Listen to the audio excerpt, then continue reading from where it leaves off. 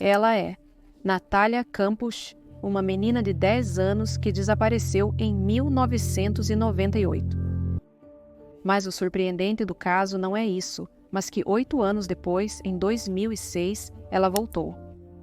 A menina então tinha 18 anos e uma história para contar, digna de um thriller. Hoje vamos ver o sequestro de Natália Campos.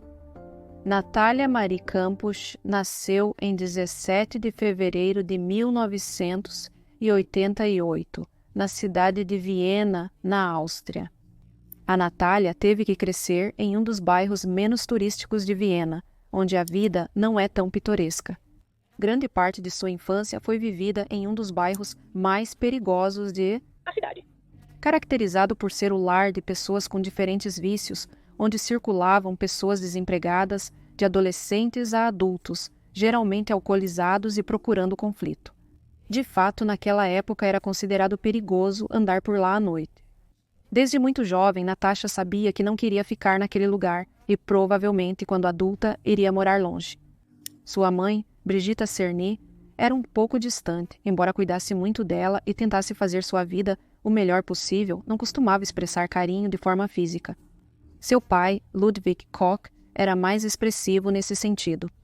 Não tinha nenhum problema em abraçar a Natália quando estava acordado. Ludwig mais gostava de sair à noite, beber demais com seus amigos. A pior parte era que ele havia herdado a padaria de seu pai. E, como você pode imaginar, esses negócios são muito exigentes, obrigando-o a acordar de madrugada para começar o dia. Algo que se tornava muito difícil devido a essa tendência, que ele tinha de se embriagar até altas horas da noite. É por isso que ele dormia a maior parte do tempo que tinha disponível.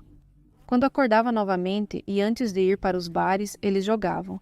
E Natália se divertia muito com ele. Mas com quem ela realmente se sentia segura era com sua avó, que também trabalhava na padaria e morava a alguns minutos deles, de carro. A avó de Natália morava em outra área, mais ao norte da cidade, onde se tornava mais rural e pacífico. Se a vida com seus pais era cinza, com sua avó, ela descreve de repente um monte de cores, liberdade e emoções que aconteciam apenas com ela. Os pais de Natália se divorciaram quando ela ainda era muito pequena, mas esse não foi seu único problema. Embora sua mãe fosse emocionalmente distante, ela também era fisicamente agressiva com Natália.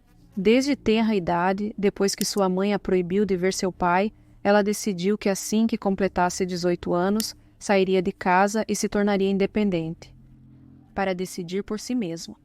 Da mesma forma, querendo mudar sua vida, querendo ser um pouco mais independente. Ela convenceu sua mãe a deixá-la ir sozinha para a escola, pois sentia vergonha de chegar de carro. Coisa que eu entendo, porque eu também fui pequena, mas de carro levava 5 minutos. E o bairro onde ela morava era bastante feio para caminhar sozinha. Honestamente, não tenho ideia do porquê.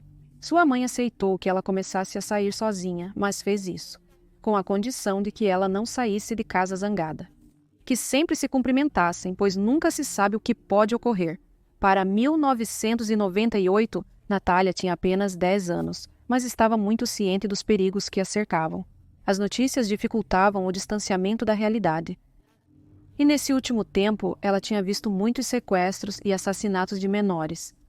Ela pensava que, de qualquer forma, por sua aparência física, porque era um pouco gordinha, lembremos, tinha 10 anos e tinha cabelo castanho, não seria um bom alvo para sequestradores que não iriam querer levá-la, porque justamente tinha essas características que se diferenciavam tanto do resto dos casos.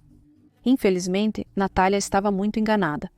2 de março de 1996 era o primeiro dia que Brigitta permitia sua filha ir sozinha para a escola. Natália percebeu este como o primeiro dia de sua nova vida, deixando para trás tudo o que não queria. Ela sentia que em casa não a tratavam bem e queria começar a se desprender, a se desvincular um pouco de todas essas coisas, de criança que ela sentia que a tornavam menos independente. Natalia, então, iria todo o trajeto inteiro por esta manhã até a primária? Extremamente emocionada, saiu de casa pela manhã e dirigiu-se à escola, mas nunca chegou à instituição nem voltou para casa. Foi quando Brigitta chegou do trabalho que se encontrou na porta da escola sem sua filha. Ela não estava lá e ninguém havia informado até aquele momento que ela não havia chegado. Brigitta não sabia que Natália havia cruzado com uma caminhonete no caminho para ir à escola. Naquela manhã, Natália havia saído de casa, começou a caminhar e, de repente, sentiu muita ansiedade. De repente, ela percebeu o que estava fazendo e o quão grandes eram os prédios e a quantidade de pessoas que havia na rua. Mesmo assim, ela continuou caminhando e, nesse caminho, em uma rua muito tranquila, ela encontrou uma van branca. Claramente, com 10 anos e sabendo tudo o que poderia acontecer com ela. Ela tomou coragem e pensou que passar ao lado da van e do homem parado do lado de fora seria um desafio para começar a amadurecer. Mas quando ela estava caminhando ao lado do homem, ele a agarrou e em poucos segundos a colocou dentro do veículo, sem que ela pudesse sequer dizer uma palavra a Prue a respeito. Acredito, porém tudo dentro de mim foi um único cinza. Interpus na sua coreografia perfeita. Eu deveria ter me defendido porque no dia seguinte eu tinha um olho roxo. Não me lembro da dor que esse golpe me causou, apenas a sensação de impotência paralisante. Naquele momento, Natália soube que iria morrer. Talvez foi por isso que ela se sentiu livre para conversar com o sequestrador e fazer algumas perguntas. Na verdade, a primeira pergunta que ela fez, enquanto dirigiam para algum lugar desconhecido, foi: "Qual é o seu número de sapato?" Isso veio do fato de que a menina tinha visto na televisão que esses detalhes seriam úteis em uma investigação. Obviamente, ele não respondeu. Ela também perguntou se ele abusaria sexualmente dela, mas ele disse que ela era muito jovem para isso, que tudo o que faria seria entregá-la a outras pessoas e se desvincular completamente do caso. Ele a levou para uma floresta enquanto tentava falar ao telefone com alguém que aparentemente não respondia. Na verdade, ninguém veio buscá-la, então ele disse para ela ficar quieta e a levou para outro local. Lá ele fez com que ela descesse e a envolveu com um cobertor para que ela não visse. Quando Natália percebeu, estava nos braços deste homem, descendo escadas com ela, até chegar a um lugar que era típico de um sequestrador. Um tipo de porão feio, com uma cama dobrável na parede e um vaso sanitário sem tampa, acompanhado de um cheiro que ela não gostava nem um pouco. O sequestrador a deixou sozinha por um tempo para buscar um colchão em seu apartamento em Viena. Sabemos disso porque ele literalmente disse a ela. Natalia disse a ele que preferia ficar naquele apartamento, mas ele recusou. Na verdade, o que ela queria era não ficar sozinha, porque claramente tinha medo. Repito, era uma menina de 10 anos que mal conhecia o ambiente ao seu redor, que de repente se encontrava com um estranho em um porão úmido. Naquele longo tempo em que ficou sozinha, ela pensou nas possibilidades que tinha de matá-lo. Onde ela deveria mirar e o quão milagroso seria para os outros vê-la retornar daquela situação. Claramente, isso era bastante impossível. Ela não tinha arma, era muito pequena e, em linhas gerais, estava indefesa. O sequestrador havia perguntado a ela o que estava faltando. Ele a levava como se fosse um hotel. Ela pediu alguns itens de banho, como uma escova de dentes e pasta. Ao retornar, o homem havia trazido tudo, incluindo alguns lanches com chocolate que haviam proibido Natália de comer porque sua família considerava que ela precisava perder peso. Claramente, embora ela quisesse esses lanches, devido à situação, ela não conseguia comer. Mal conseguia engolir um biscoito. Foi nesse instante que Natália percebeu o primeiro indício de que seu sequestrador não estava bem mentalmente. Ela pediu que ele deixasse a mochila. Não queria que ele levasse seus pertences, mas ele interpretou isso como um truque. Como se Natália tentasse mantê-lo longe dessa mochila, porque tinha algum transmissor com o qual poderia pedir ajuda.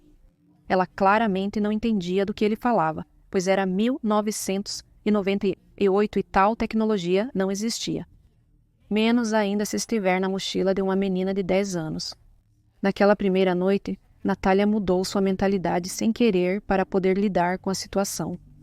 Ela queria normalidade e isso é o que ela pediu ao seu captor. Ela pediu que a aconchegasse na cama, que lesse uma história para ela e que lhe desse um beijo de boa noite, como sua mãe fazia. Ele, por algum motivo, entrou na onda e pegou um livro que Natália tinha na mochila para ler para ela. Deu-lhe um beijo na testa, a cobriu e deixou uma luz acesa para que ela dormisse bem. Este tema da luz acesa logo se tornou um meio de tortura. Ela havia pedido para ele manter uma luz acesa, porque tinha medo da escuridão daquele porão onde ele a mantinha escondida. Mas dia após dia, a luz se tornava um meio constante que não permitia que seu cérebro processasse a diferença entre o dia e a noite. Isso se juntava a um ventilador que permanecia ligado no teto, fazendo o mesmo barulho, uma e outra vez, de forma incessante. Também é preciso levar em conta para entender um pouco dessa história e o que Natália viveu. Pessoalmente, que ela sabia muito sobre o que estava acontecendo, pelas notícias. Ela sabia que havia sequestros de menores, de meninas, e para que elas eram levadas. Ela tinha conhecimento do que era a pornografia infantil e, obviamente, essa foi uma das primeiras coisas que ela perguntou ao sequestrador. Daí veio a pergunta porque ela sempre, desde o primeiro momento, teve a ideia de que iria morrer primeiro, que eles iriam matá-la, porque esse era o resultado de todas as notícias que ela via e que eles iriam explorá-la sexualmente. Desse tipo de histórias, o sequestrador se aproveitou justamente para fazer com que Natália tivesse mais medo. Por outro lado, a mãe da menina estava aterrorizada. A mulher dirigiu-se à delegacia mais próxima para denunciar o desaparecimento de sua filha. Mas, como já vimos em outros casos, a polícia não deu muita atenção, mesmo quando Natália tinha 10 anos. Os oficiais de polícia minimizaram o fato de que a menina não tinha ido à escola nem estava em casa. Disseram que provavelmente ela estava brava com a mãe e decidiu assustá-la de propósito, faltar às aulas e não voltar para casa como punição. Embora Natália não estivesse feliz com sua mãe, ainda era uma menor de idade que nem sequer havia chegado à tal adolescência. A facilidade com que qualquer pessoa poderia se aproveitar da situação era grande demais para simplesmente não procurá-la.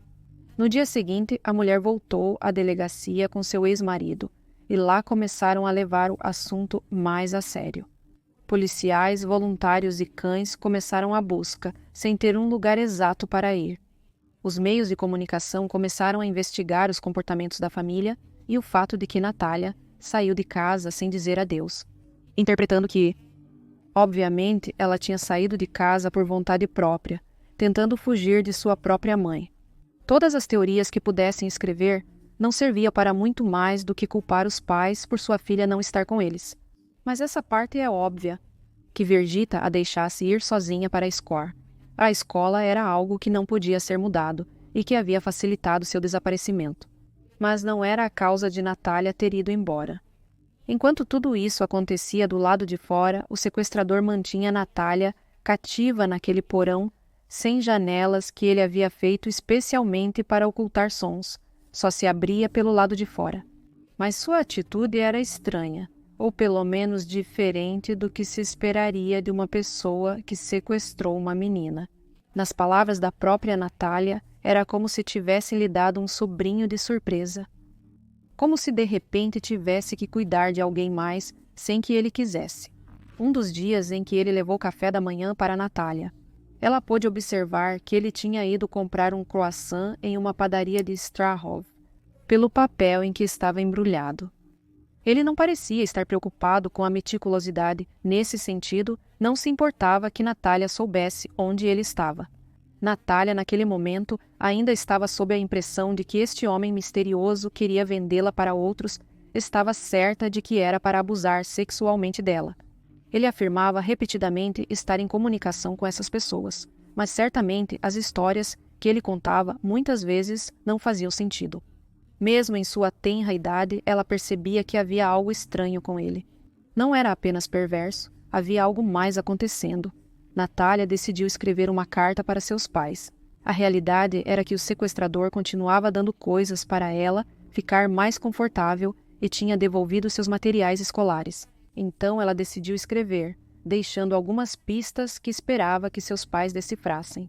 Para encontrá-la, ela tentou convencer seu captor a enviá-la, até que finalmente ele concordou. No dia seguinte, o homem voltou com um dedo cortado, dizendo que uma das pessoas por trás do seu sequestro havia brigado com ele e destruído a carta. Ele não queria que ela contatasse os pais. podemos entender o que de fato ocorreu. Mas para a menina de 10 anos, era como se os sequestradores fictícios se tornassem ainda mais reais, mesmo que ela não pudesse vê-los. E isso dava a esse homem um título de alguém que se preocupava com ela, que queria que ela estivesse confortável, ou, o melhor possível, dentro deste cenário, antes de entregá-la aos outros cruéis sequestradores. Na verdade, o sequestrador atendeu ao seu desejo de ter um computador. Ele trouxe para o pequeno quarto um PC antigo e com pouca memória, mas que podia ler cassetes com jogos. Algo que Natália podia usar para se divertir e até mesmo jogar com ele com a tela dividida. Durante a primeira semana, o sequestrador deu a Natália um pequeno forno e um fogão elétrico, para que ela se aquecesse. Um pouco de comida. No início, ela ficou feliz pela pequena independência que isso lhe dava. Mas logo ela percebeu que não sabia nada sobre aquecer comida ou cozinhá-la. Foi então que ela voltou a sentir saudades da mãe. No exterior, 3 dias após seu desaparecimento, a polícia interrompeu a busca, principalmente porque a consideravam morta, então tinham que passar a procurar seu corpo. Então não havia pressa. Muitos entraram em contato com a delegacia de diferentes locais, alegando falsamente tê-la visto. Também houve pessoas pedindo dinheiro para um resgate que não existia. Pouco tempo depois que os pais de Natália chegaram à delegacia, uma menina de 12 anos chegou acompanhada por sua mãe. Ela tinha visto naquela manhã como 2 homens colocavam uma menina menor que ela em uma van branca, e foi capaz de lembrar alguns dados da placa do veículo, como por exemplo que começava com G ou GF, o que significava que o veículo vinha de Ganzerdorf, na região da Baixa Áustria. Isso era crucial para ser a investigação, mas os oficiais não acreditaram. Importante, teve que passar um tempo até que decidissem que sim, era verdade e, além disso, muito importante. A partir disso, localizaram e revisaram aproximadamente 776 caminhonetes brancas, semelhantes ao modelo que a testemunha havia descrito. Dentre os veículos que foram investigados estava o de um homem chamado Wolfgang Priklopil, um técnico em comunicação que vivia em uma cidade pequena, muito próxima a Ganzerdorf, de onde era a placa do seu carro. Quando o interrogaram, o homem afirmou que na manhã em que Natália Kampusch havia desaparecido. Ele esteve em casa sozinho todo esse tempo e que não havia saído durante todo o dia. A segurança com que ele deu sua declaração fez com que a polícia o descartasse como suspeito e, em vez disso, se concentrasse em investigar outras pessoas. Wolfgang tinha algum tipo de testemunha? Não, ele tinha algum álibi real? Não, mas bem, havia 700, quase 800 veículos para revisar, então eles simplesmente ficaram com isso. Ele não parece mal, seguimos em frente. Durante as primeiras semanas após o desaparecimento de Natália, a polícia explorou diferentes possibilidades. Como, por exemplo, que a menina tivesse sido sequestrada para usar seus órgãos no mercado negro ou fazê-la fazer parte de uma rede de tráfico humano. Até chegaram a pensar que seu desaparecimento poderia ter algo a ver com o assassino em série. Michel Fourniret, que embora já tivesse sido identificado, ainda não havia sido detido pela polícia desse país. Como em todos os casos deste tipo, a família da menina também foi investigada, sendo principalmente a imprensa e a população que mais suspeitavam dos pais. Até chegaram a culpá-los nos meios de comunicação por terem deixado Natália ir sozinha para a escola. Não estou em desacordo com isso, mas a verdade é que as impressões das pessoas deixam muito, muito, muito a desejar. E vocês vão ver isso no final deste vídeo, com o que a pobre Natália teve que sofrer após o seu sequestro. Enquanto isso, Natália perdeu as esperanças de voltar para sua família. O sequestrador havia dito a ela que pediu o resgate, mas que seus pais não estavam interessados em pagar. Depois de alguns dias, ele disse que era inútil, mas como ela havia visto o rosto dele, ele não podia deixá-la ir, então ela ficaria naquele porão. Natália não levou isso bem, mas as reclamações e o choro não adiantavam nada. Afinal, ela tinha só 10 anos.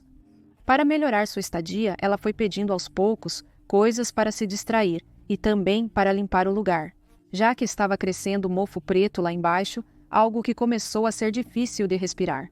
Além do computador, Natália obteve uma televisão com vários vídeos, home system com programas como Alien Lifeform ou filmes. O sequestrador também levou para ela todo tipo de livros, jogos e até mesmo um Walkman para que ela ouvisse música à noite quando apagava as luzes. Natália conseguiu também obter um calendário e um relógio, com o qual ela podia pelo menos acompanhar as datas. Isso levou-a a concluir que os dias em que o homem não havia sempre caíam no fim de semana. Assim como no início ele se fez ver como um herói, dando conforto à menina, logo se tornou um vilão controlador, depois de dizer a ela que ficaria para sempre ali. Cada objeto que a ajudava a passar o tempo poderia ser retirado se ele sentisse que Natasha havia se comportado mal. O sequestrador decidiu colocar um comunicador no quarto, com o qual podia ouvir tudo o que Natasha fazia, e até mesmo falar alto com ela. Se ela fizesse algo que ele não gostasse. Embora ele nunca a tenha agredido ou violado, ele conseguiu machucá-la muito. Natália começou a viver como uma escrava que, às vezes, por aquilo que ele chamava de falta de respeito, chegou a quase morrer de fome. Em termos físicos, o sequestrador não buscava algo sexual com uma menina. Na hora de tomar banho, a situação era difícil, porque o lugar só tinha 2 pias onde Natália podia se acomodar parcialmente. Ele a pegava, a lavava de uma forma quase robótica, como se estivesse lavando pratos. Depois de vários meses de confinamento, de vários meses sem sua família e sem realmente saber o que estava acontecendo lá fora. Natália, que ainda tinha 10 anos, pediu ao seu sequestrador que a abraçasse. E embora tenha sido uma situação desconfortável para ambos, conseguiram chegar a um abraço mais ou menos confortável, contato humano que ambos precisavam. Mais de meio ano teve que passar para que o sequestrador permitisse que Natália tomasse um bom banho. Para isso, ela tinha que subir para a casa, algo que ele obviamente não queria. Foi naquele dia em que ela foi autorizada a subir para tomar banho que a menina percebeu o quão impossível seria escapar daquele lugar. Embora ela já soubesse que gritar era inútil, passar pelas portas fez com que ela visse com seus próprios olhos a terrível realidade. Ao sair, ela pôde observar uma pequena e elevada antessala com um baú. Atrás disso, uma grande e pesada porta de madeira, através da qual se entrava em uma segunda antessala. Nela, Natália pôde ver uma nova porta ovalada de concreto. Esta, de acordo com os relatórios posteriores, pesava 150 quilos, era extremamente grossa e não deixava passar nada. Além disso, obviamente, não se abria de dentro. Ou seja, ela, sob nenhum ponto de vista, conseguiria bater na porta, destravá-la ou fazer algo. Era concreto. O sentimento de claustrofobia, que até então era algo normal em seu dia a dia, naquele momento disparou. Não era apenas difícil escapar, mas impossível para ela ser encontrada. Já que atrás daquela porta havia um pequeno corredor de 68 centímetros de altura por 48 centímetros de largura. Depois de se agachar e passar por todo esse caminho, ela se encontrou em uma fossa de montagem para carros. Ao lado do corredor havia um guarda-roupa e um cofre que foram deslizados para o lado para revelar essa entrada. Ou seja, seria impossível para qualquer pessoa imaginar que tudo isso estava dentro da casa. Mesmo se a polícia entrasse para inspecionar, seria uma coincidência se eles movessem justamente esses móveis. Além disso, para chegar ao fosso de montagem, havia algumas tábuas de madeira no chão que primeiro precisavam ser levantadas para poder passar. Imagine o seguinte: é uma garagem que é usada como oficina, há algumas tábuas de madeira no chão que, na verdade, são muito difíceis de notar à primeira vista. Mas, quando são levantadas, há esse fosso de montagem que serve como uma segunda oficina para guardar outras coisas. Algo que, no fim das contas, é normal. Isso seria como o porão da casa, por assim dizer. Uma pessoa normal interpretaria dessa forma. E é isso. Ninguém imaginaria que lá embaixo, movendo um cofre e um guarda-roupa, haveria um buraco pelo qual se poderia descer ainda mais até um verdadeiro porão. Natasha entendeu que estava extremamente sozinha e que, dada a situação em que se encontrava, nunca sairia daquela casa. O sequestrador disse a ela que a machucaria se ela gritasse e que as portas e janelas estavam cobertas com explosivos. A casa parecia grande para ela, mas era relativamente normal. Todas as cortinas estavam fechadas e o que realmente se destacava era aquela escuridão. O sequestrador esperou que ela se despir e entrar na banheira cheia de bolhas, algo que Natasha não conseguiu aproveitar por muito tempo, já que o homem não a deixou. Ela ainda não estava certa de quem mais vivia lá. Ele sempre falava dos outros que a sequestraram e ela não sabia se eram reais ou se a família do sequestrador participava do que estava acontecendo. Outra vez, passou mais tempo até que o sequestrador mostrou intenções de ajudar a Natália a viver melhor, decidindo que reorganizaria o calabouço. A menina pôde escolher a decoração para o lugar, de que cor queria a parede, e o homem construiu um mezanino para colocar um colchão, onde ela dormiria um pouco mais confortável, embora com o barulho do ventilador mais próximo. Obviamente, não havia janelas, então ela teve que suportar o cheiro químico da tinta, mas pelo menos tinha a mesma cor na parede que em seu quarto. Na casa de sua família, o primeiro ano longe de sua família, Natália comemorou o Natal trancada. O incrível de tudo isso foi que o sequestrador a ajudou a decorar e até conseguiu os presentes que ela pediu. Entre eles, outro computador para estudar, já que ela não queria ficar tão atrasada caso conseguisse escapar. Claro que ela não disse isso a ele. Este homem adorava celebrar coisas.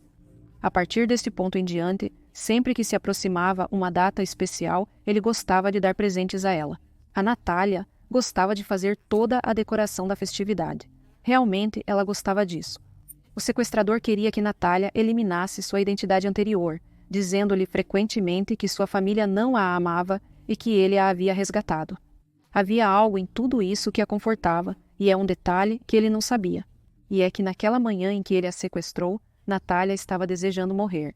Com 10 anos, seu último pensamento antes desse pesadelo foi que ela queria se jogar debaixo de um carro. Que talvez, se fizesse isso, sua mãe mostraria um pouco mais de interesse, talvez chorasse. Ela não o via como um pai ou algo do tipo. Mas ela gostava da ideia de não fazer parte de uma família onde era menosprezada ou passava por dificuldades. Ela admite, anos depois, que é muito contraditório, já que o sequestrador havia roubado sua liberdade. Embora também seja muito possível que ela estivesse tirando qualquer tipo de positividade de sua situação. Um exemplo de algo que ela considerou positivo foi a costura. O homem havia dado a ela um kit de costura e algumas outras coisas para se distrair. Embora Natália pensasse nele como um objeto para fazer artesanato e depois dar de presente aos seus pais quando voltasse, ela também descobriu que, finalmente, podia aprender certas formas de costura que ninguém teve paciência para explicar. Esse tipo de elementos foram um consolo para ela, que não tinha muito mais a que se agarrar. Como presente, ela também recebeu bonecas para as quais podia fazer roupas e como tecido para costurar. O sequestrador levou a mesma camisa que usou no dia dos acontecimentos. Natália encontrou algo paradoxal em seu sequestro. Havia uma mudança nela que, além do trauma, foi para melhor. Antes do evento, molhava a cama durante o sono. Acontecia com muita frequência e sua mãe estava cansada, chegando até a bater nela por não entender como fazer para que parasse. Desde o sequestro, Natália não havia voltado a fazer isso. Em 1999, já havia passado um ano do sequestro, o homem decidiu que Natália precisava de outro nome, um novo. Então decidiram que seria Viviana. Naquele ano, ele permitiu que ela fosse ao pátio. Depois de tanto tempo, Natália pôde ver grama, céu e sentir o vento no rosto, em vez da dor do confinamento que sentia todos os dias. Durante todo esse tempo, Natália nunca tinha conseguido se ver em um espelho. Então, quando naquele ano seu sequestrador lhe deu um kit de primeiros socorros, ela finalmente conseguiu ver seu reflexo e se encontrou irreconhecível. Ela pôde ver o passar do tempo. Com os anos de confinamento, começou a sua menstruação e a sua puberdade. Sua mãe já havia falado sobre essas mudanças, então ela não se preocupou. Mas quando ela contou ao homem, pediu as coisas de que precisava, que ela sabia que eram necessárias para isso. Dava para notar que o sequestrador não havia convivido com uma mulher dessa forma, pelo menos. e não deixava que ela se sentasse nos móveis da casa, sempre colocava algum pano ou algo no meio. Suponho que ele não tinha nenhuma noção de o que acontece quando uma mulher menstrua, mas ele não gostava disso de jeito nenhum. Com essas mudanças, Natália também começou a experimentar o que ele dizia serem suas tarefas como mulher. Agora ela deveria acompanhá-lo na parte de cima da casa com as tarefas, servi-lo, por assim dizer. Aos 2 anos, o sequestrador começou a renovar o andar de cima, um sótão que havia lá que estava sem utilizar, querendo transformar tudo em um espaço onde se pudesse viver. Isso incluiu cada passo, as paredes, a eletricidade, a pintura, o revestimento, os azulejos, aberturas, qualquer coisa. E quem fazia isso? Bem, ele não queria que houvesse trabalhadores estranhos em sua casa, então aproveitou a ajuda, entre aspas, grandes da menina, que naquele momento tinha 12 anos e morava com ele. Veja, ela estava se desenvolvendo, mas não tinha a força nem o conhecimento para estar lá, e ainda assim, de qualquer forma, teve que fazer isso. Os músculos dela cresceram aos poucos e pelo menos ela podia se mover mais, o que para Natália era bom. Ao mesmo tempo, foi aí que ele começou a se irritar mais com a quantidade de erros que ela cometia, os quais, obviamente, eram inevitáveis. Foi então que ele começou a bater nela, causando todo tipo de golpes e feridas, jogava coisas nela, a espancava, dava socos, a chamava de inútil. Em cada oportunidade possível, ele começou outro nível de tortura. Quando começou o abuso físico, Natalia não entendia o que estava acontecendo, porque até aquele ponto o sequestrador havia se mantido bastante distante fisicamente. E que de repente a tratasse tão mal e fosse a única coisa que ela conhecia. Ela não tinha para onde fugir. Isso fez com que ela não pudesse reagir, que não soubesse o que fazer. Então, toda vez que ele a batia, ela chorava, resistia como podia, mas na maioria das vezes ficava quieta. Aos 14 anos, já haviam passado 4 anos desde o seu sequestro. Natália se cansou e a paralisia que sentia se transformou em ação, mas não contra ele. Em uma ocasião, quando o sequestrador ia bater nela, ela levantou o punho e bateu no próprio rosto uma e outra vez. Mesmo quando ele lhe dizia para parar, ela o obrigou a assistir enquanto se batia. 2 anos depois, aos 16 e com o corpo mais desenvolvido, ela conseguiu acertar um golpe no estômago dele e, para a surpresa do homem, fez isso novamente, embora fossem golpes muito fracos e ele definitivamente fosse mais forte. Ainda assim, ela se revelou, mesmo que um pouco. Vou enfatizar novamente que Natália tinha 10 anos quando foi sequestrada, e naquele momento já tinha também um ódio pelo seu corpo. Ela se via de forma muito negativa, se via gorda, ignorando completamente que era o desenvolvimento normal do seu corpo. Justamente a família já havia imposto restrições. Temos que lembrar também que época era. Nos anos 2000, a moda era ser magra, mas magra mesmo. De não comer, não manter hábitos saudáveis, comer legumes, ir à academia, não. Magra mesmo, ao ponto de causar muitos problemas de anorexia que até hoje ainda são relevantes, ainda muito presentes. Imagine o quão sério era que ela, que era uma menina que ainda nem havia se desenvolvido, se odiava. E o sequestrador se aproveitou completamente disso. Ele começou a levar uma balança e a medi-la toda semana, dizendo que ela estava muito gorda e ajudando-a a perder peso. A princípio, como ela também queria perder peso, essa ideia não a desagradou.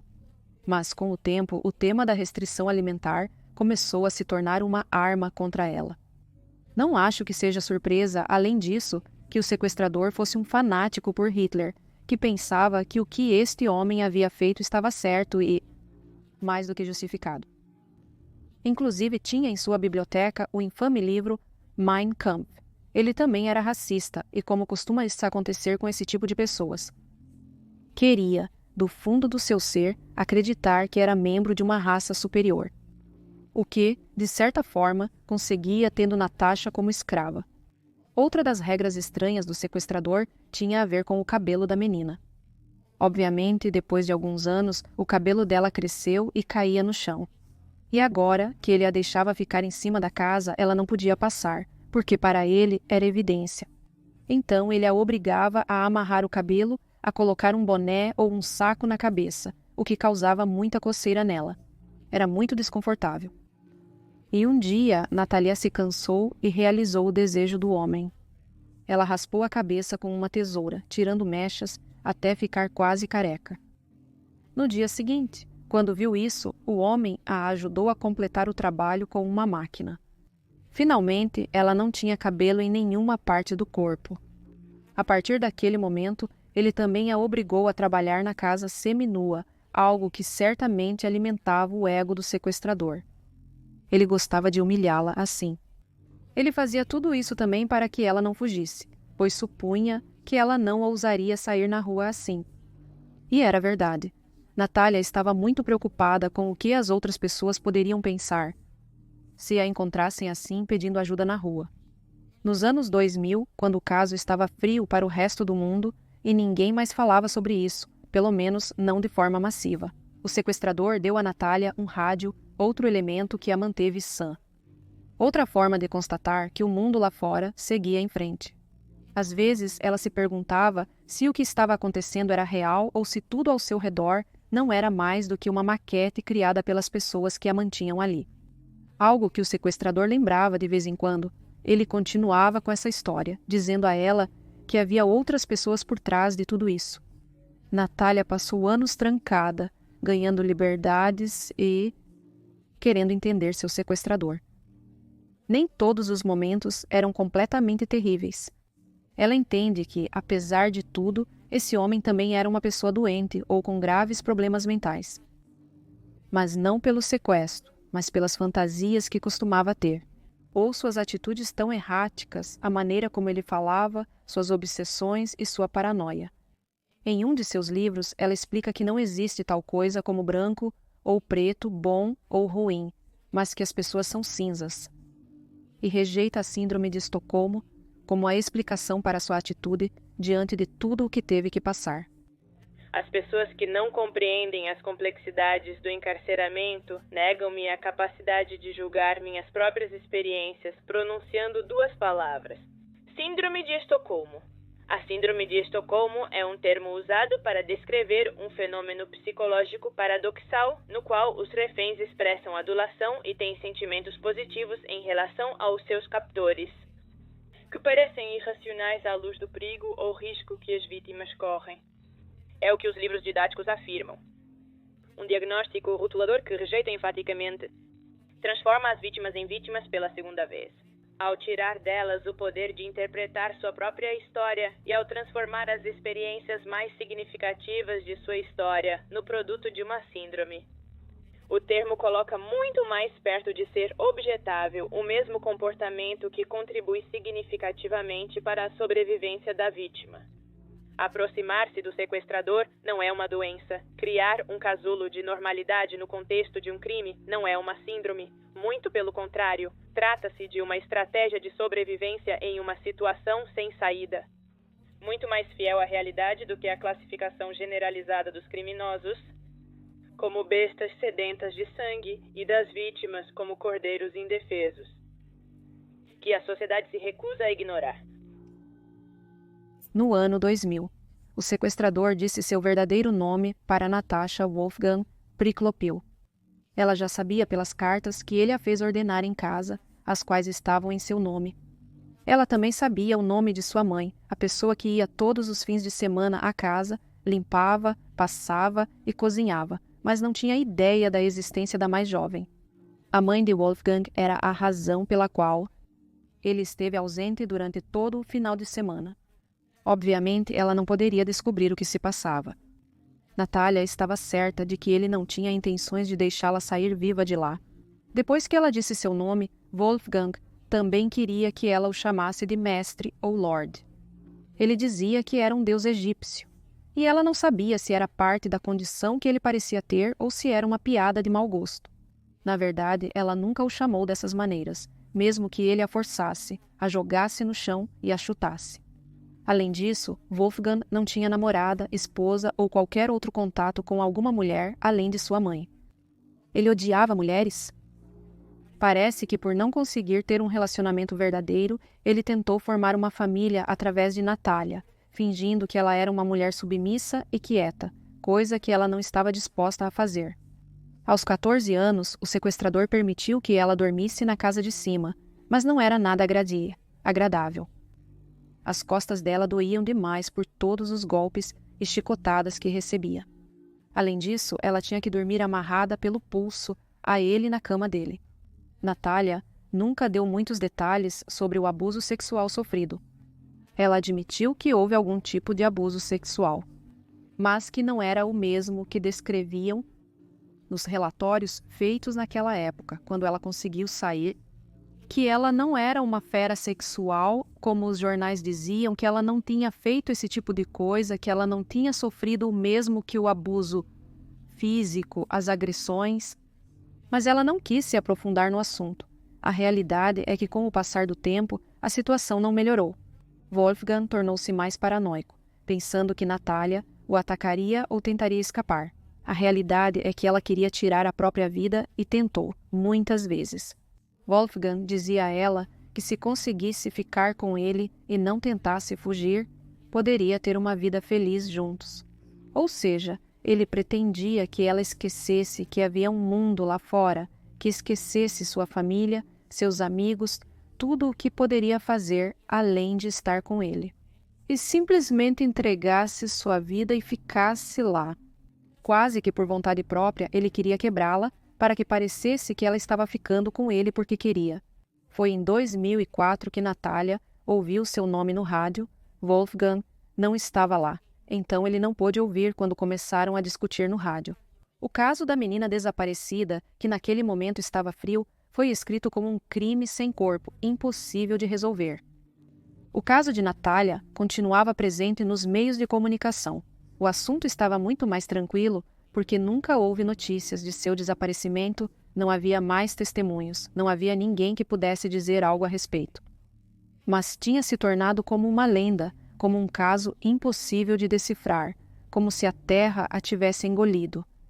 Então, Natália percebeu que não podia continuar vivendo assim e tentou tirar a própria vida novamente. E quase conseguiu, até que seu instinto de sobrevivência prevaleceu. Ainda faltava muito para ela conseguir escapar. Ela teve que aceitar o que Wolfgang exigia dessa história de família perfeita, na qual ela era a dona de casa submissa. Com o passar dos anos, ela teve que pintar o cabelo de loiro para agradá-lo. Ela perdeu tanto peso que não só era irreconhecível, como também estava desnutrida e tinha hematomas por todo o corpo. Wolfgang basicamente controlava tudo o que ela comia. Se é que comia algo, em geral, comia muito pouco por dia. Era pele e ossos. E, além disso, ele exigia muita atividade dela por dia. Quando ele a tirava do calabouço. Aos 7 anos de seu desaparecimento, Natália voltou a sair para o mundo exterior. Ela saiu de casa. Algumas vezes ela esteve no jardim, já esteve na maior parte da casa, limpou todo o lugar. Ela trabalhou no andar de cima. Mas até aquele ponto ele não havia deixado.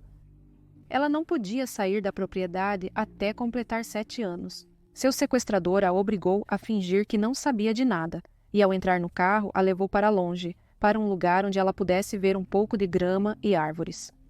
Depois a trancou novamente. Depois de um tempo, ele a deixou sair novamente para comprar um pouco de maquiagem. Ele queria que ela usasse apenas 2 coisas, nada mais. Ela queria se parecer com as adolescentes das revistas que lia sozinha, na masmorra que era sua casa.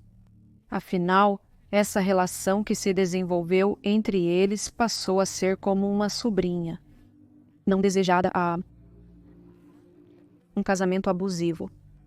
Ele a batia, a repreendia, a chamava de inútil, abusava dela de várias maneiras e de repente lhe dava presentes, dava coisas que ela pedia. Então ela tinha revistas, tinha coisas para brincar, tinha coisas para se entreter no seu aniversário, tinha mais comida, mas era um ciclo que não tinha fim. Então ela podia ver um pouco do mundo exterior e ela queria imitá-lo. De certa forma, ela queria ter uma adolescência normal, então nesse caso ela pediu, por exemplo, maquiagem Neste ponto, então, Natália se encontrava em um lugar cheio de pessoas. Mas o sequestrador dela dizia que mataria todos eles. Se ela dissesse uma única palavra sobre sua situação, e ela acreditava nele. Quando a mulher do balcão a cumprimentou para que ela pagasse, Natália levou um susto. Fazia 7 anos que ninguém além de Wolfgang falava com ela. Finalmente, eles saíram da loja sem que ela tivesse contato com nenhuma dessas pessoas, sem que ela pudesse escapar. Natália escreveu em seu diário que não eram mais do que folhas soltas, as quais conseguiu preservar. E embora no início falasse muito mais sobre como se sentia, quase no final começou a se referir apenas ao que seu sequestrador fazia com ela. 21 de agosto de 2005, resmungos matinais, insultos sem motivo, depois golpes e açoites, chutes e empurrões. 7 golpes no rosto, um soco na cabeça, insultos e golpes no rosto, um soco na cabeça, insultos e golpes. Apenas café da manhã, sem cereais, depois escuridão abaixo, sem discussão, declarações manipuladoras estúpidas. E uma vez e outra vez, coçando minhas gengivas com o dedo, segurando-me e pressionando-me com o queixo e estrangulando meu pescoço. 22 de agosto de 2005. Socos na cabeça. 23 de agosto de 2005. Pelo menos 60 golpes no rosto, 10 a 15 socos na cabeça que me causaram náuseas severas. 4 tapas com sua mão plana e feroz na cabeça. Um soco com todas as suas forças na minha orelha direita e mandíbula. Minha orelha ficou preta. Estrangulamento, um forte uppercut que fez minha mandíbula estalar. Cerca de 70 golpes com seu joelho, principalmente no meu cóccix e meu traseiro no rosto. 10 a 15 socos na cabeça que me causaram náuseas severas. 4 tapas com força na cabeça, um soco violento na orelha direita e mandíbula, deixando a orelha preta.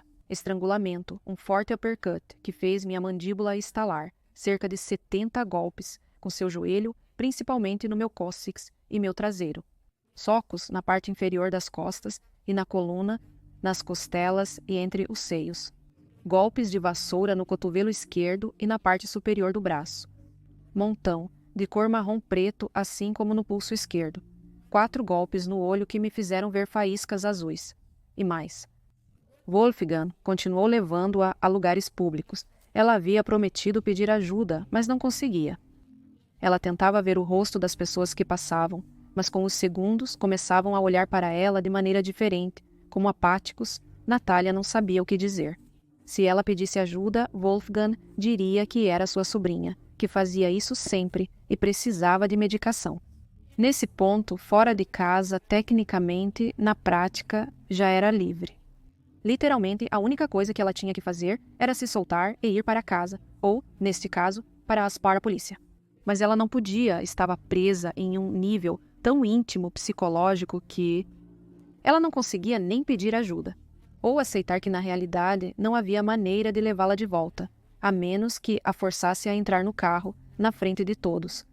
Durante uma das saídas, Wolfgang foi parado por um policial para verificar os documentos do carro. Natália, apesar de tê-lo ao lado, não pôde fazer nada. Embora houvesse uma possibilidade de serem resgatados, também havia a outra possibilidade de o homem pisar no acelerador e bater contra uma parede antes de ser capturado. O que Wolfgang mais desejava era essa sensação de ser uma família, de uma mulher, admirá-lo e dizer o quão incrível ele era.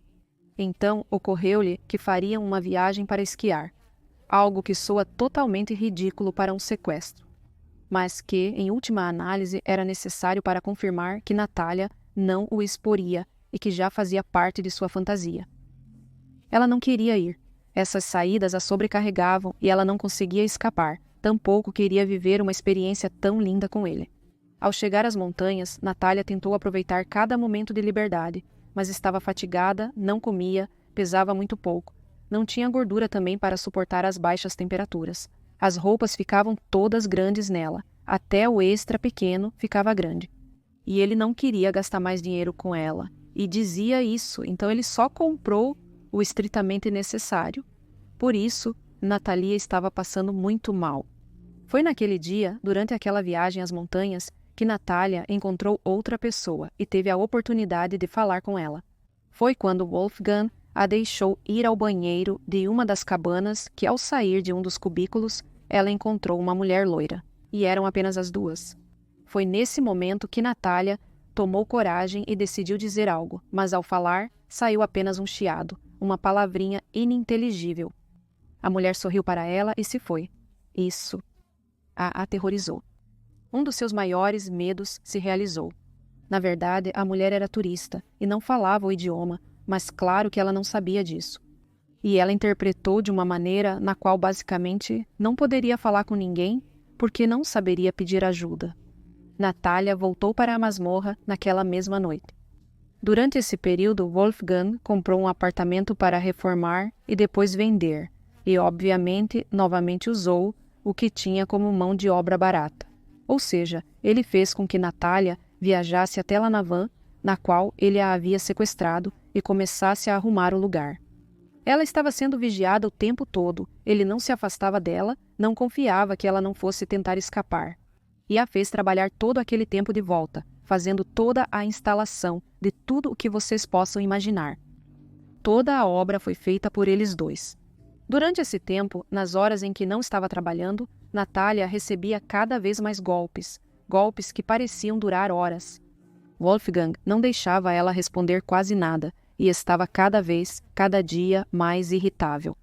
Uma vez que o projeto do apartamento estava terminado, ele decidiu colocá-lo à venda e também colocar à venda a van usada no sequestro. Ele precisava de dinheiro. Não é fácil manter duas pessoas ou manter esse tipo de vida também. E ele também queria se livrar da evidência que era aquele veículo, então tinha que limpar a van e pintá-la. Sim, eles dois também fizeram isso. Até então, Natália estava desaparecida por 8 anos e as pessoas realmente acreditavam que ela estava morta. O desaparecimento da menina foi o tema central na Áustria durante meses quando ocorreu. No entanto, nenhum progresso significativo foi feito que ajudasse a determinar onde a menina estava ou quem a havia raptado. Naturalmente, à medida que o tempo passava e sem evidências para continuar investigando, o caso foi esfriando. Ninguém se esqueceu da trágica história de Natália. Pelo contrário, tornou-se um dos casos mais enigmáticos do país europeu. Um desses casos sem solução. As pessoas discutiam em reuniões familiares e compartilhavam opiniões, mas ninguém acreditava em uma resolução. Surpreendentemente, 8 anos depois e da maneira mais inesperada, Natália apareceu. Para o 23 de agosto de 2006, já se passavam 3.096 dias que Natália estava desaparecida, ou seja, pouco mais de 8 anos. Contrário ao que grande parte da população e até mesmo alguns oficiais de polícia acreditavam, ela não estava morta. Aquele 23 de agosto. À tarde, uma idosa ligou para a polícia dizendo que Natália Kampusch estava viva e em sua casa. Naquela quarta-feira, ao meio-dia, exatamente às 12h53, foi quando Natália aproveitou sua oportunidade para provar que ainda estava viva. Durante muitos anos, ela prometeu a si mesma que aos 18 anos fugiria. Essa era sua meta. Ela se imaginava livre, se via como uma jovem adulta, imaginava-se viajando, tendo amizades e sabia que conseguiria. Aos 18 anos, naquele 23 de agosto, ela acordou com uma sensação diferente da típica, distante de sua prisão. Enquanto Wolfgang abria a porta para ela, ela não o achou intimidador. Algumas semanas antes, enquanto pintava na van, ela disse ao seu sequestrador: "Você nos colocou em uma situação em que apenas um de nós pode sair vivo.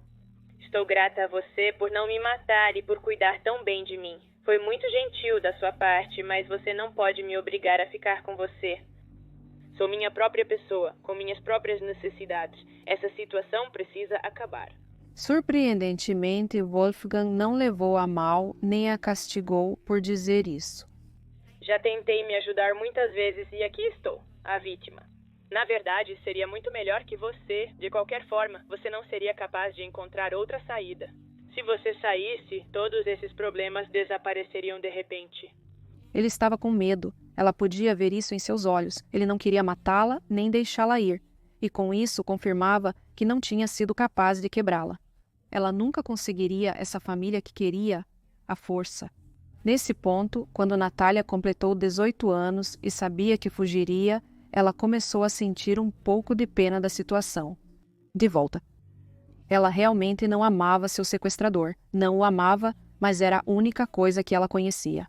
Era a única pessoa com quem ela interagiu durante todos esses anos.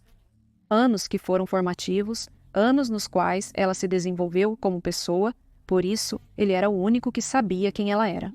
Era a única pessoa com quem ela teve algum tipo de contato íntimo durante todo esse tempo. Ao saber disso, ela se perguntava o que aconteceria quando escapasse, e isso a machucava um pouco.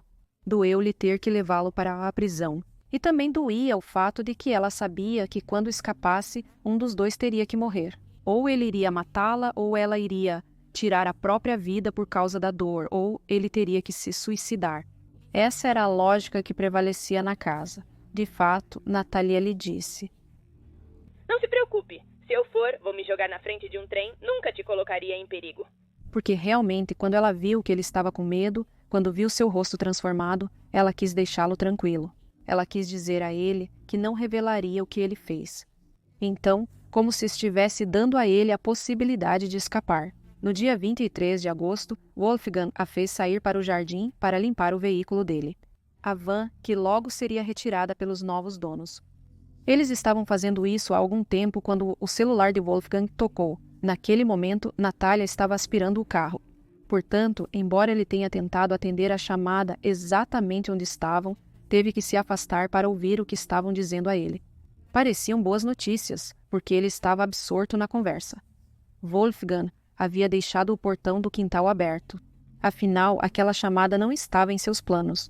E, além disso, ele pensava que ela estava completamente distante de seu objetivo, de sua fantasia, que ela ficaria lá, não importando se a porta estava aberta. Parecia ser um dia decisivo. Natália viu a oportunidade. Estava paralisada pelo medo, mas uma voz em sua cabeça disse para ela agir. Como se ele fosse um completo desconhecido. Ele é um sequestrador e ela deveria correr imediatamente. Corra, Natália! Ela largou o aspirador de pó, soltou-o rapidamente e começou a correr. Seus pulmões ardiam e ela sentia passos e a respiração de Wolfgang em sua nuca, imaginando se seria real. Ela não se virou, então não sabemos. Ela seguiu sem rumo até avistar 3 pessoas, 2 adultos e uma criança. Natália tinha lágrimas nos olhos, pediu ajuda, que chamassem a polícia. Olharam para ela, pediram desculpas, não tinham telefone e foram embora. A cada interação com o exterior, seus medos se confirmavam. Mesmo se não acreditassem nela, decidiu continuar e correr. Pulou para o quintal de alguém, depois para o de outro vizinho, tocou campainhas até ver uma senhora com a janela aberta. Rapidamente correu e pediu que ela chamasse a polícia. A senhora, sem entender, mandou-a sair do jardim e perguntou o que fazia ali. Ela gritou que era Natália Campos e que havia sido sequestrada. A senhora, a princípio, não queria saber de nada, duvidou bastante, mas finalmente disse para ela esperar fora do seu jardim e foi chamar a polícia. Os oficiais chegaram um pouco tarde, desceram de uma viatura e ordenaram que ela colocasse as mãos no ar. Ela disse com as mãos no ar, como se fosse uma criminosa. Quem era ela? A polícia perguntou a ela o ano de nascimento, como ela havia sido sequestrada e onde morava antes do ataque. Natália, que após 8 anos já havia dito seu nome 3 vezes, respondeu. Tudo com uma precisão que evidentemente fez com que duvidassem e sentissem que finalmente poderiam ter encontrado Natália Campos. Não sabiam se acreditavam nela, mas a colocaram na viatura. Além disso, imagine como ela estava. Estava completamente magra, cheia de hematomas, evidentemente estava mal, então eles tinham que ajudá-la de qualquer maneira. A casa do sequestrador dela estava a alguns metros, ela não tinha corrido nem um quarteirão. Evidentemente, da patrulha comunicaram o que haviam encontrado e, quando ela chegou à delegacia, ninguém podia acreditar. Aqueles que haviam trabalhado no caso, aqueles que conheciam o caso, que por sinal o grupo que trabalhava nele havia mudado devido à quantidade de anos que se passaram, não podiam acreditar. Eles a viam e muitos a reconheciam. Muitos haviam visto tanto o rosto dessa menina, por mais que estivesse muito mudada, que sabiam que era ela. Outros, de imediato, pediram que ela fizesse um exame de DNA. mas havia uma comoção geral e uma alegria de que finalmente sabiam que a haviam encontrado. Deixaram-na passar, sentaram-na em um quarto para que desse seu depoimento e deram-lhe um sanduíche que ela não conseguia nem comer de tão nervosa. Naquele instante, ela tinha 42 quilos. Os oficiais, por algum motivo, não achavam que isso causaria muito alvoroço. Não esperavam que houvesse muita atenção por parte do público, mas estavam terrivelmente enganados. Assim que a imprensa soube, estava na porta da delegacia, havia câmeras e flashes por todos os lados, enquanto um grupo de oficiais cuidava de ligar para os pais dela e tomar seu depoimento. Vários carros de polícia foram enviados ao endereço de Wolfgang Bricklopil para detê-lo, mas descobriram que o homem já não estava lá. Não sabemos realmente se ele fugiu no mesmo momento em que Natasha partiu, se tentou procurá-la ou em que momento tomou qualquer decisão. Quando tentaram prendê-lo, ele não estava lá. Natália precisou de assistência psicológica. O encontro com a sua família foi fantástico, mas ela não podia mostrar vulnerabilidade. Ela permanecia na cápsula que criou para si. Além disso, a polícia tentou extrair informações dela sobre como saber para onde Wolfgang havia fugido. Ela realmente não sabia. Após deixar Natasha em um hotel para sua proteção, eles o encontraram. Ele se jogou nos trilhos do trem e não sobreviveu. Ao revisar seus registros telefônicos, souberam que antes de fazer isso, ele havia falado com seu melhor amigo, a quem confessou ser um abusador e sequestrador. Claramente, por causa deste assunto, de que Wolfgang tirou a própria vida, já não há como saber tudo o que passava em sua cabeça. Por que ele planejou isso? Quais eram seus objetivos? A única coisa que resta é o que ele disse ou costumava dizer ao seu amigo mais próximo, aquele com quem ele trabalhava. Entre as coisas que este amigo pôde esclarecer, disse que Wolfgang sequestrou a menina porque queria uma virgem pura e intocada. Wolfgang era inseguro de si mesmo, detestava especialmente a forma do seu nariz, então quis criar uma namorada própria, à força para que não pudesse ser rejeitado.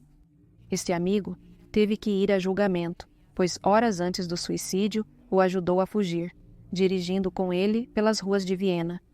Na verdade, essa pessoa, esse amigo, havia conhecido a Natália no último mês antes dela fugir. E disse aos jornalistas que ela parecia feliz ajudando a criar essa história de que Natália estava lá por vontade própria?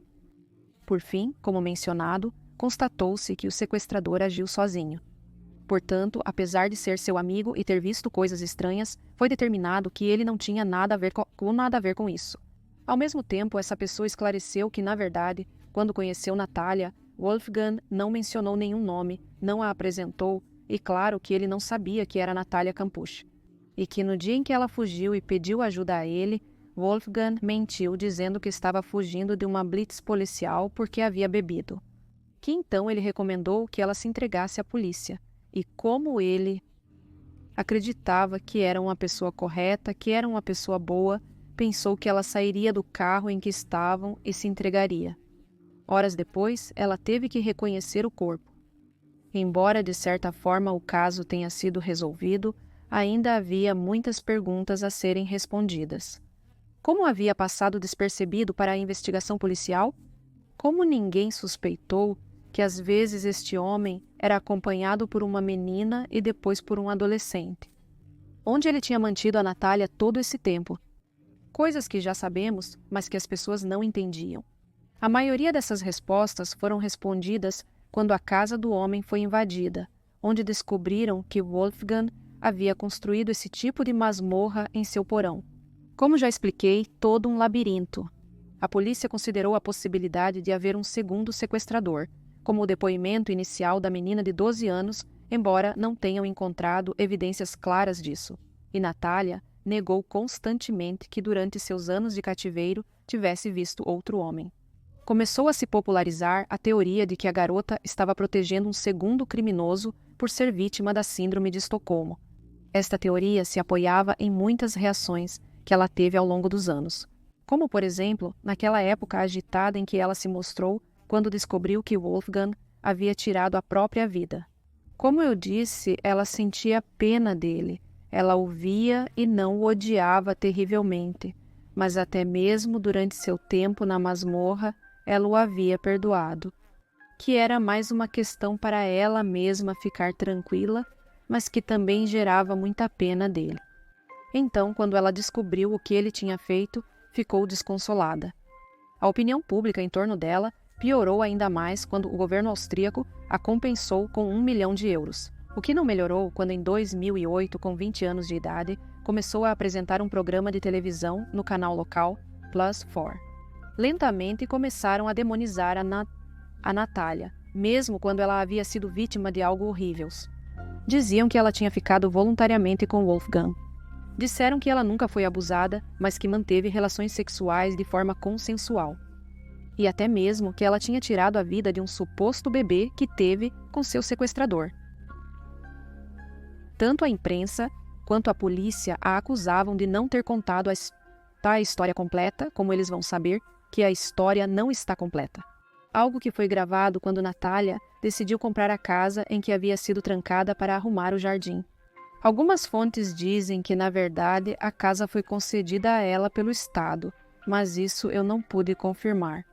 Quando perguntavam o que ela estava escondendo e por que agia de maneira tão estranha, a garota explicou que aquela casa era parte de sua vida e tinha sido a única coisa que ela conheceu durante muito tempo.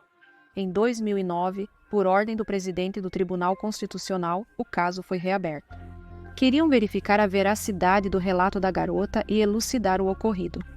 Mas as acusações que fizeram contra ela causaram um dano maior. As pessoas a insultavam na rua, agrediam-na tanto pessoalmente quanto na internet, e a acusavam de coisas horríveis, como ganhar dinheiro com a sua história. Que de qualquer forma, o que importa para eles? Já que a mulher, até então, havia lançado o livro autobiográfico chamado 3.096 Dias, no qual este vídeo se baseia. Que são suas próprias experiências? Eu disse isso com os Andes e vou repetir agora. Se algo horrível acontecesse comigo e eu voltasse ao mundo exterior ou à vida, ao que quer que acontecesse e voltasse à minha situação normal, eu faria isso. Dinheiro. Quem pode tirar o seu direito de ganhar dinheiro com a sua história? Passou mal 8 anos. Sua saúde mental claramente começou a se deteriorar e Natália, que sofria de ataques de ansiedade e pânico, decidiu se afastar do olho público, enquanto o caso era reinvestigado. O caso de 2009 foi reaberto, mas não houve progressos relevantes. Mas em 2012 tentou-se esclarecer novamente o que para a polícia austríaca eram condições estranhas. Nessa ocasião, foi solicitada a ajuda do Federal Bureau of Investigation e da Polícia Criminal Alemã. Apesar de o presidente do tribunal esperar comprovar que o sequestro de Natasha não havia sido perpetrado apenas por Wolfgang, esta terceira investigação determinou o seguinte. A investigação demonstrou que Wolfgang Priklopil, com quase total certeza, realizou o sequestro sozinho. Desde então, Natália publicou um novo livro, 10 anos de liberdade, onde foca em quão complicada tem sido para ela a vida após o sequestro. Conta como sente que as pessoas a recriminam por ter sofrido da síndrome de Estocolmo e que não é assim. Atualmente, Natália vive reclusa em uma cidade rural, passando a maior parte do tempo com seus animais, tentando ignorar tudo o que é horrível que o mundo tem para dizer e opinar sobre ela. Imagine que desde os 10 anos ela estava idealizando o que estava no exterior. Ela queria viver uma adolescência normal, queria viajar pelo mundo, queria estar com seus pais, queria ter uma família. E ela sempre teve medo de que as pessoas a julgassem, sempre teve medo de que a vissem mal, de que não entendessem sua história, de que não acreditassem nela. E ela estava certa. Ao menos creio que agora, com o ressurgimento do seu caso na internet, ela foi reivindicada. As pessoas conhecem a história mais de perto, por isso achei importante também contá-la. Para que a conheçam, para que saibam mais sobre o que aconteceu com ela desde seu próprio testemunho. Com isso, chegamos ao final deste vídeo. Diga sua opinião nos comentários abaixo. E aqui chegamos. Aos Patreons e membros do canal, obrigada por me apoiarem por esses meios. E é isso, pessoal. Confiram o vídeo recomendado, inscrevam-se clicando no meu rosto e até o próximo vídeo. Adeus.